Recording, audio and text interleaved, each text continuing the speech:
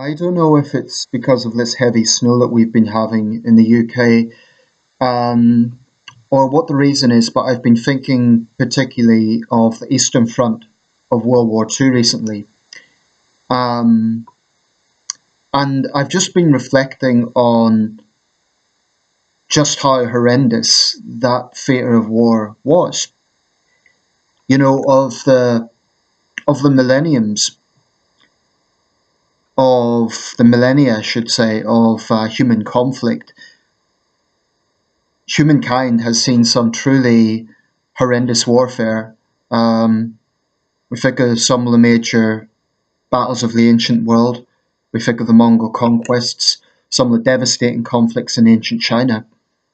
But in the ancient world, they were often over decades and long, protracted periods of imperial conquest back and forth. In the case of World War II, we're talking about 6 years. Um, Now, obviously, when discussing World War II casualty figures, it's a very controversial subject. And the purpose of this video is not to incite controversy, it's just to perhaps, because it's been on my mind, and perhaps to get just so it's out there. So, it's something that I don't think should ever be forgotten, the sacrifice, the sheer human loss that sustained, and particularly the Eastern Front. The Eastern Front was arguably the most intense theatre of war in human history. And that's including the Western Front of World War One, which was hell, the Pacific War, the Pacific Theatre of World War Two, you name it. Of all the conflicts, so both world wars, of all the conflicts in human history, there has never been as intense fighting as seen on the Eastern Front of World War II, which is also known as the Great Patriotic War, the German-Soviet War, among other titles, but particularly I think Eastern Front is probably the best known epithet. To put things in context, I've done a little bit of homework for this video.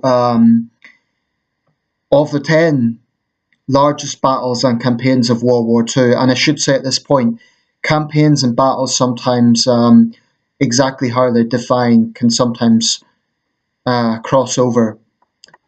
But of the 10 largest battles and campaigns, and this is including casualties, which is killed, wounded, and missing, and prisoners of war, so all casualties, something like 7 or 8 out of the 10 is from the Eastern Front. And that is, these are the 10 that I've got based on the Wikipedia figures. And granted, some of these figures will not be complete, and some, what they do is they give the higher figure that's available and the lower figure. But basically, Operation Barbarossa, the Siege of Leningrad, the Dnieper campaign, I've never quite been able to pronounce that, the Battle of Stalingrad, the Ichigo campaign, the Battle of Berlin, the Battle of Moscow, the Second Guangxi campaign, the Normandy campaign, and the Burma campaigns. Now, of those, the Burma campaigns, the Normandy campaigns, the Second Guangxi campaign, and the Ichigo campaign are outside the Eastern Front, but that leaves at least 6 of those within the top 10. And Kiev, the Battle of Kiev has, the figures are quoted as being about the same as the Normandy campaign and the Burma campaigns. The bulk are in the Eastern Front. That's one theatre of all the theatres in World War II. There was a Western Front, there was the Africa campaign, the Pacific War, the Middle East campaign. Of all of them, the Italian campaign, the Eastern Front saw the most ferocious battles. That's not to minimise some of the other fighting in World War II. I mean, Normandy was no picnic. Some of the battles in China were ferocious, and it should be said that the Second Sino-Japanese War sort of interspersed with World War II. But some of those battles aren't included in World War II statistics. For example, the Battle of Shanghai and the Battle of Wuhan occurred in 1937 and 1938, before World War II was formally World War II. They were major battles, but that I think is telling in itself. Um, Now, in terms of the participants of World War II, this makes some very interesting reading. And again, this is very controversial, but even if you look at the lower estimates, it's quite staggering. The country that suffered the greatest total number of deaths, this is in total terms, or the participant, I should say, is the Soviet Union. And the estimates are, if you just bear with me, the estimates are between 8.7 and 11.4 million military deaths, 10 million civilian deaths, and 6 to 7 million civilian deaths due to war-related famine and disease. The other civilian deaths are due to military activity and crimes against humanity. That leaves somewhere in the region of between 20 to 27 million Soviet dead. Even if you look at the lower figure, 20 million, that is utterly staggering. Utterly staggering. Now, I'll come to percentages in a minute. The second highest figure is the Republic of China, not the People's Republic of China, bearing in mind that was established by Mao when the Communists won the Civil War in 1949. The Republic of China had the second highest total losses, estimated at between 10 and 20 million, of which there were 3 to 3.7 million military deaths and a staggeringly high number of civilian deaths, 7 to 8 million, and another 5 to 10 million from war-related disease and famine and so on. Germany had very, very high losses, 4.4 to 5.3 million military deaths, 1.5 to 3 million civilian deaths, and the total number of deaths, therefore, 6.9 to 7.4 million. Poland, horrendous losses in Poland, estimated at between, interestingly, with Poland, the military losses are 240,000. Civilian losses due to crimes against humanity, of course, a lot of those are Holocaust deaths, 5.6 to 5.8 million deaths. That remains a very controversial issue between Germany and Poland, of course. Now, the fifth country, or the fifth participant, this is interesting, is Dutch East Indies. People wouldn't necessarily, certainly not in my part of the world, automatically think of that. That's present-day Indonesia, but that is the fifth highest total number of deaths, and the figure is between 2.4 and 4 million deaths. And then sixth, Japan. Now, I mentioned percentages. That's very important because, of course, the population ratio versus the total number of deaths is significant. I mentioned China was the second highest, the Republic of China, and interestingly, that a lot of those deaths are Kuomintang forces.